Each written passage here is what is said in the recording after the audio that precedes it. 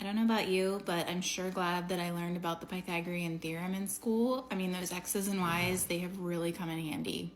I don't even know if the Pythagorean theorem has X's and Y's. I don't remember. That's the point. The point is, we're not taught in school what we actually need to live better, healthier, more enriched lives. I have my suspicions about why that is, but that's a topic for another video. Now, I keep hearing, I don't understand investing at all. I don't even know what that means. I don't know how it all works. Every time I ask advice from someone, either get brushed off or I get told just invest in ETF. And I get it, but we don't gatekeep here, so let's go back and learn what they should have been teaching us in high school, shall we? If you're new here, hi, I'm Charlie. I hit $1 million in net worth by the time I was 35, and no, I didn't come from money, and I've had an average paying job my entire career. I knew absolutely nothing about investing when I started, and I'm here to help you demystify investing, the stock market, and how to build real wealth so that you can get off the hamster wheel, stop living paycheck to paycheck, and actually have time and freedom to do the things you want, when you want, with who you want. 50% of women and 47% of men between the ages of 55 and 66 have $0 in retirement savings. I don't want you to become part of that statistic. Time to go back to basics. What is investing? What does that even mean? Investing is simply the process of buying assets with the overall goal of making a profit or earning income over time. You can do this by investing, or think of it as putting your money into many different things. This can be stocks, bonds, mutual funds, real estate, crypto, ETFs, etc. The reason you want to invest money and not just save it is so that you can take advantage of what's called compound interest. I'll do a separate video explaining what exactly compound interest is and how it works, but all I want you to know for right now is that you want to be investing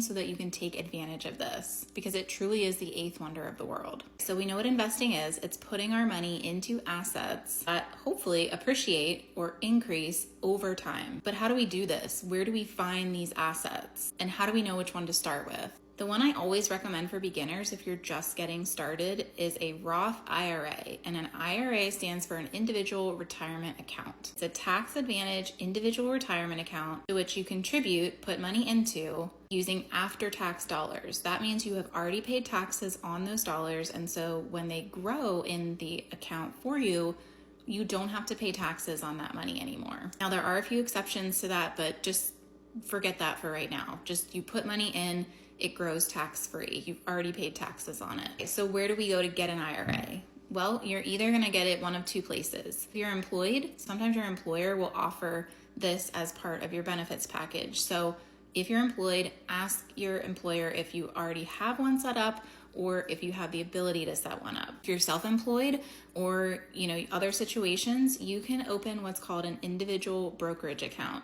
And this is through companies like Fidelity, SoFi, Vanguard, Schwab. Those are the ones I like because they're reputable. It's free. You just go to their website, set up an account, and you can get started. So we know what investing is. We're putting money into something, an asset that makes us money over time, hopefully. Then we have gone and we have gotten an account set up to where we're going to put that money. It's time to now start buying the assets to put into that account. For beginners, I recommend buying assets in the form of stocks, but not just any stocks. To start, I always recommend buying what are called ETFs, and that is an exchange traded fund. Basically, a stock at its core is a small, tiny piece of a company. The company offers these pieces to the public, anyone that wants to buy them, so that they can become an owner in the company. And if the company makes money, then all of those people who own pieces can also make money. What an ETF does, it takes different companies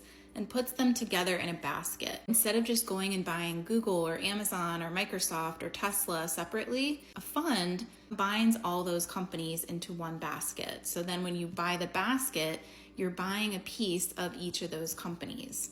And the reason I like doing this is because you get automatic diversification. I'm not a fan, especially for beginners, of buying individual stocks because, spoiler alert, it is very, very difficult to beat the market and predict what stocks are going to do well and what stocks are going to tank. And I just don't think that as a beginner, you should take that risk. Okay, so we're gonna go into our account. We set up our Roth IRA, and now we're gonna tell it we want to buy stocks, and we want to buy stocks in the forms of ETFs. What ETFs do we want to start with?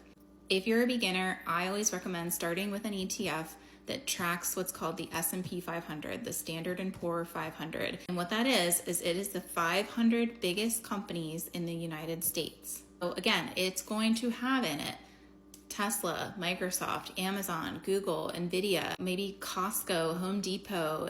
These change. So if one company starts doing bad, it drops out of the 500 and then the 500 adds another company in there. So you are always diversified. And the S&P 500 over the last 100 years has had a track record of a return of between 8 and 10%.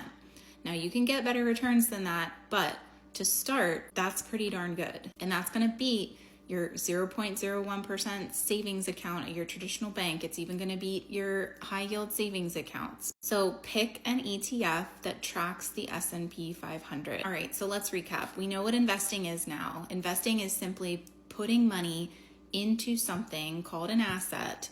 That could be real estate, stocks, bonds, mutual funds, ETFs, something that appreciates increases in value over time. So we're putting our money into that. And the way we're putting our money into that is we're setting up a Roth IRA, which is an individual retirement account. That way we get tax benefits on it.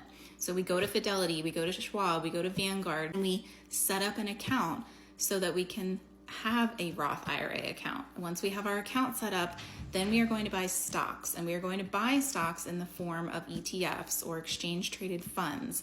And we want to look for funds that track the S&P 500.